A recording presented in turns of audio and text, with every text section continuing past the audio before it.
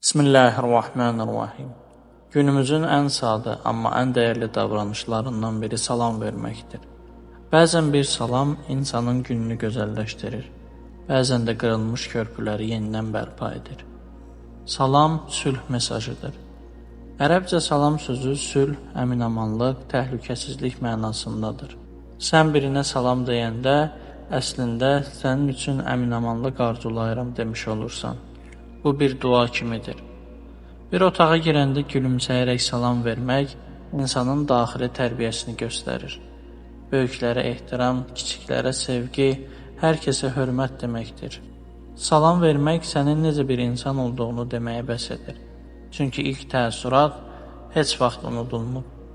Ədəb sadəcə danışıqda deyil, baxışda, duruşda, münasibətdədir.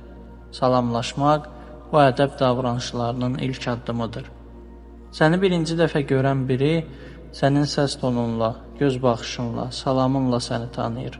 Bəzən bir adamın təkcə salamı sənin ona qarşı münasibətini dəyişir.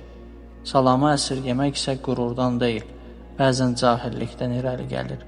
Halbuki salam vermək nə pul tələb edir, nə enerji, amma içində böyük mənəvi dəyər daşıyır. Unutma, salam vermək özünü unutmamaqdır. İnsan olduğu cəmiyyətin bir parçası olduğunu xatırlamaqdır.